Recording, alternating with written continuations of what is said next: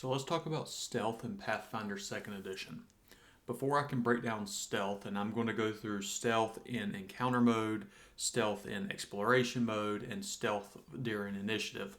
But before I can do that, I need to talk about a few of the ideas or the concepts that 2nd Edition Pathfinder uses to clarify things. So the first thing we need to talk about is the different conditions of visibility. You have observed. Observed is simply you can see the person. In Pathfinder 2e, they assume that 99% of the time to observe someone you need sight. You can hear them, but that's less precise and you would probably have someone that is hidden. I'll talk about that in a second. So if you're observed, you can just see them.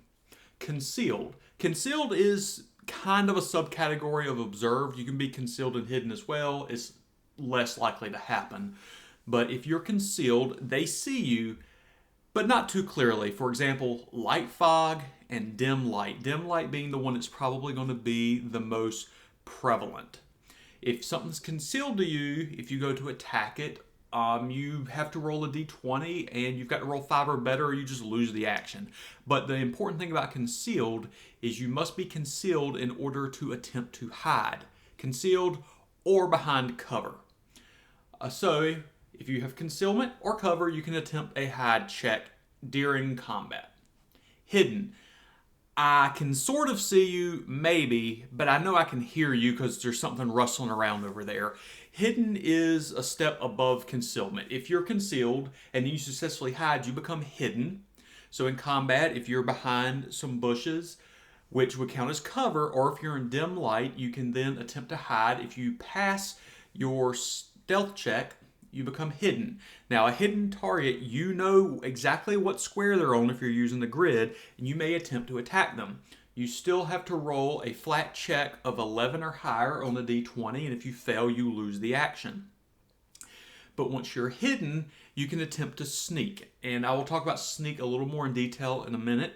But if you're hidden and then you attempt to sneak, if you pass your stealth check, you can become undetected, which is, I do not know you're there, or I do know that you're there, I just do not know exactly where you are. They know you're in the general area, they just can't pinpoint you. You can also start combat undetected if the enemies you're sneaking up on have no idea you're there. You can start hidden or undetected. It really depends on the situation.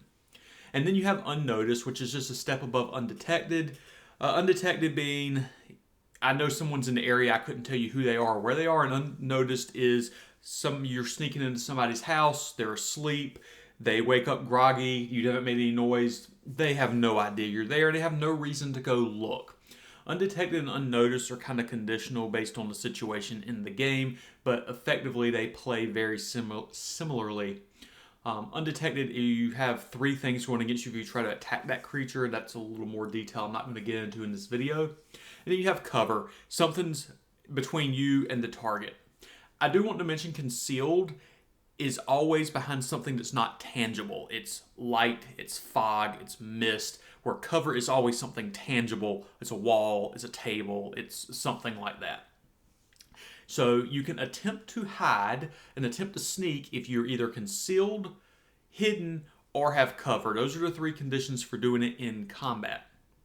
Now, you've got, outside of combat, you have this thing called avoid notice. So if you're out exploring, doing your thing, and somebody in the party says, hey, I want to try and be stealthy, I want to sneak, I want to do all these, any way of wording that, you have to make a stealth check. And you can do it as the whole party, you can do it as one person. It kind of, once again, it's situational, but you're avoiding notice. And at that point, the party or the player, they roll for stealth, and they have to roll against the perception DC of whatever enemy they are around. So for example, let's say our friend Kilmore here wants to try to avoid notice, and he rolls a 10, he adds his +7 to it, so he rolled a 17 for stealth. He beats the perception DC of this commoner, and he is able to sneak around without the commoner knowing that he's there. Now, you can kind of play it out. If it's a guard you're trying to sneak away from and they're on guard duty, are they completely unaware of you? Probably not. They probably will suspect someone's in the area and it's reasonable for them to go look. But let's just say Kilmore here succeeds and the commoner doesn't know he's there, and he's sneaking around, and he wants to sneak up on the commoner, and he has bad intentions. So at this point, you would roll stealth for your initiative roll if you're Killmore. The commoner still rolls perception as normal because the commoner's not trying to be stealthy. But here's one of the things where it gets a little tricky. So Killmore rolls stealth for initiative. Let's say he rolls again, and this time he rolls a 20. He gets 13 plus 7, he gets a 20. Two things happen. You take that 20 and you compare it to all of the enemy's perception DCs, which is just their perception plus 10. And if you beat the perception DC, the targets still do not know you're there. But these other people, in this case the commoner, will also just roll initiative. So when Killmore rolls initiative, whether the commoner knows he's there or not, they will also roll initiative. They'll roll their d20 at 13. And let's just, for the sake of argument, say that Killmore's stealth roll was a 19 and the commoner's was a 27 somehow. It's not possible, but let's just say he beats Killmore. But Killmore beat the perception DC of the commoner. So what happens in this situation is the commoner goes first, but has no idea that Killmore is there. So unless the target or the person you're trying to hide from has a reason to get up and go looking for you, they're probably going to take their turns just doing what they were doing. If they were sitting there eating supper, they're going to keep eating. If they're standing watch, they may come look, they may not. It really depends on what they're doing, what their turn will entail if they go before you. But by and large, they're probably not going to come looking for you if they don't have a reason to or suspect you're there. So it is very possible for you to beat their perception DC, have them not know you're there, but still have them beat your initiative roll and go first, but they really don't have a reason to come looking sometimes. So that is how initiative works if you're doing stealth. You sneak up on them, you roll stealth initiative, you compare it to the perception DC, and those people also roll initiative just to see when they go. And whether they go before you or after you, if you beat their perception DC, they don't notice you. Now, if they beat you, you may start the fight hidden, you may start the fight observed. It's a little situational on that one, so it can vary depending on that. So that is stealth for initiative. Once you're in combat, a few things you might want to be aware of. So I'm going to grab 2 tokens here. There are a few options. There's hiding, there is sneaking, and there is seeking. So hiding and sneaking are for the person being stealthy, and seeking is for the person looking for them. We're playing hide and seek at this point. So let's say we're in combat and nobody's hidden to start with. Killmore, our guy on the left, knows where the commoner is, and the commoner knows where Killmore is. In order to hide in combat, I'm assuming this is daylight, broad daylight, not dark. It would have to look something like this. It's Killmore's turn. Action 1, he takes and he runs over here behind these trees. And we decide that these trees count as cover. Well, since he's behind cover, he's now allowed to attempt to hide. He would make a stealth check. He rolls stealth. He compares it to the perception DC of 13 because he would compare it against every enemy that he's trying to hide from, which is generally probably going to be every enemy that's on the board. But for just one, it's easy to compare. So he rolls a d20, adds his stealth, and then he's going to add +2. And the reason he's going to add +2 is cover adds +2 to stealth checks. And if he had greater cover, it would be +4 to the stealth check. Now we're going to say this tree just counts as cover. And he rolls and he beats the perception DC of 13. So he's used one action to move. He's used one action to do the hide and succeeded. So what that does is it moves him from observed to hidden. So the enemy still knows where he is. He's just having a hard time seeing what he's doing at this point. And now Killmore has a third action. He's going to try to sneak. So the way sneak works is you move up to half your speed, and I'm going to round up to 25 to 3 blocks here. I'm going to say Killmore sneaks 1, 2, 3, and at the end of the sneak, he would make another stealth check.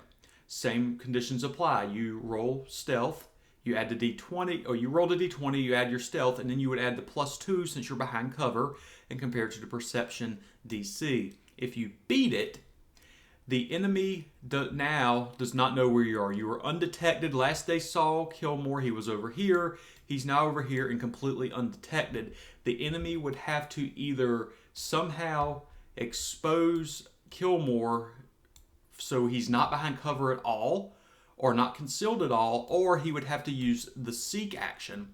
The way the seek action works is you would use one action to roll a perception check and compare it against the stealth DC of the target. There is no reason to remember what you rolled for your stealth checks once you are hidden or once you are undetected. It always goes against your stealth DC, so there's no reason to remember those numbers going forward. It makes things a little more streamlined. So it took one action to move for Kilmore, one action to hide, and then one action to sneak around. Now, one thing I'd like to point out is when you sneak, you're assumed to have to stay behind cover or concealment the whole time. So if Kilmore tried to sneak across this gap in broad daylight, he would just be spotted. One other difference between this and how hiding and sneaking works in D&D 5e is you would roll the stealth check after the sneak move. So you move 3 times, then you roll to see if you were spotted after it's happened. That way it's a little less metagamey. You're supposed to do it after each sneak action, but I think it's perfectly reasonable to say that if a player goes, I sneak as one action, and then sneak is a second. Since it's an unbroken movement, just roll one stealth check at the end of the move. I mean, it hurts the player trying to find them a little bit, but it's less rolling and less time at the table trying to figure it out. So I would say unbroken sneaks like that, it would have to just roll it once for it. But yes, for sneaking, you need to stay in cover from the person you're sneaking away from or in concealment. So dim light, darkness, cover, any of these things would apply. If you ever come out, they spot you. Another thing about sneaking, let's say Kilmore sneaks over here successfully, and then he wants to attack our commoner. Well, he would make the attack roll. Let's say he has a bow and he shoots him. He would become observed immediately after the attack, but this target is still off guard. So being off guard, -2 AC, but as soon as the first attack goes, he now observes you. The off guard status goes away, and then you would have to run away, hide, and sneak again to see what happens. So that is a little bit about hiding and sneaking in combat. So I'm going to try to give 2 examples of how this would practically work in a scenario. I'm going to zoom out just a little bit. So let's say our friend Kilmore here, he's walking through the forest, and for some reason he hears a guy singing to himself, talking to himself. Somehow he knows he's there. And he says, hey, I want to try to sneak up on this guy and see if he's got anything good on him. So he would then, since it's not in an encounter, it's actually an exploration, he would do avoiding notice, which is roll a stealth check. We would compare that against the perception DC of the people he's trying to sneak up on if they're in the area. And he can move stealthily, assuming he passed. The stealth checks in Pathfinder 2e they recommend that the DM rolls them and not tell the players, so it's kind of up to the DM how they want to handle that. But let's say our friend Kilmore successfully beats the 13. And he sneaks up behind these bushes because he's maintaining cover. He needs to because it's daytime and he doesn't have concealment or hidden of any type. And he can see our commoner friend. So he decides he has bad intentions in mind. So he gets ready to draw his dagger. Before he does that, initiative is rolled because we now have intent of combat. And Kilmore would roll stealth for initiative. So D20 plus 7. And the commoner would roll D20 plus 3 for perception as normal. We order the combatants in combat or in order from high to low, but then we compare Kilmore's initiative roll, his stealth roll, versus the perception DC. This is a second step if you're entering an encounter from exploration. The perception, if you successfully beat the person's perception DC, they may not have a clue that you're there, and their first turn, even if they go first, they will probably waste it just walking around doing whatever they were doing unless you've done something to give them a reason to go looking for you. So initiative is rolled, stealth here, perception there. We compare it to see if the person you're sneaking up on knows. Let's say Kilmore successfully has beaten the perception DC and does not get to go first because the commoner won. So the commoner's just sitting here, he's singing to himself. Let's say he's a woodsman, and he spends his turn. He walks over here as an action. He pulls his axe out and he starts chopping on the tree. That was his 3 actions. So Kilmore wants to sneak up on the guy. All right, we've already established that he is probably undetected, if not unnoticed, because he successfully snuck up outside of the encounter. But then he wants to sneak up on him, so he's already hidden, he already undetected, so he doesn't have to hide. He attempts to do a sneak, so he'll go action 1. He comes here, sneaking. Now, one of 2 things is going to happen. Either the GM would determine that the target is sufficiently preoccupied with what he's doing, let's say cutting the tree down, and doesn't notice that Kilmore's coming out, or that he is paying attention. Let's say he's not cutting the tree down, he's just kind of sightseeing, bird watching, and he would immediately see Kilmore come out. There is no amount of stealth check that is going to allow you to hide from someone if you just walk out in plain daylight with them staring at you. It's not Skyrim. You can't crouch down in the middle of an open field and be invisible. So since this is broad daylight, and let's say the woodsman is looking around at the birds and you come out, he knows you're there. You've now gone from undetected to immediately observed. There is no stepping down to hidden, stepping down to observe. You just are seen. So in broad daylight, that's about how that would work. You would have to stay behind cover if you wanted that to happen, or to stay hidden. So let's try another one of these, but we're going to do it with a nighttime scenario. Same situation. Kilmore has already heard this guy. He's already made a successful avoid notice check, and he is back here behind these plants. We've already rolled the initiative, stealth versus perception. We are determined that Kilmore successfully beat the perception DC, and let's say he gets to go first this time. So it's nighttime, and he tries to sneak. Now out here in the darkness, it's pitch black, so he's hidden anyway. But if he doesn't sneak, the sound of him moving will alert this commoner. So he still needs to sneak, and at half speed, we're going to still do 3 blocks. 1, 2, 3, first sneak. 1, 2, 3, second sneak, and then he stops and decides that he is going to draw his dagger. Typically, drawing a weapon may alert them, but I think personally drawing a dagger is reasonable without alerting them. So the first 2 actions, he sneak, sneak, sneak, sneak, and then we're going to roll his stealth check from the 2 sneaks. Let's just say he beats the DC of 13, and his last action is draw the dagger. Now, he is not spotted, because out here, outside of the yellow circle, is complete darkness. He would be hidden. That's still concealed or hidden, so he's fine. And in this inner circle is dim light. In Pathfinder 2e, dim light counts as concealed, so you can sneak around in dim light. So this is where he ends his turn. He's still undetected, and unless this commoner has a reason to go looking around, let's say he's just staring at the fire, he's probably not going to get up. So his turn will be sitting there staring at the fire. Then it's Kilmore's second turn. Let's say he sneaks here, he's already got his dagger out, and he attacks. The commoner has -2 to his AC because he's off guard. He takes the hit. He probably dies, but let's say he doesn't. And then Kilmore wants to try to get away. Now he is completely observed at this point because he's seen in this light here. He's in dim light, so at best he's concealed. He's probably observed, and then he can try and run away. He would have to run back here behind this tree, or at least out into the darkness to try and hide again, and then try to sneak away to become hidden and then unobserved. So it's a lot of actions to try and sneak around, but if your enemy doesn't know you're there, you can manage to put them down immediately. It's probably worth it. Plus, don't forget that if you're hidden or unobserved, the enemy has to use seek actions to try and find you. So they may spend a whole turn trying to pinpoint where you are. So yes, it feels like you're wasting a lot of actions and turns to set all this up. But if you successfully do it, they may have to spend just as many actions and turns to try and figure out where you've gotten off to. So it seems bad at first until you realize what it takes to become observed again. So that is kind of how sneaking and stealth works in Pathfinder 2e. Hope it helps.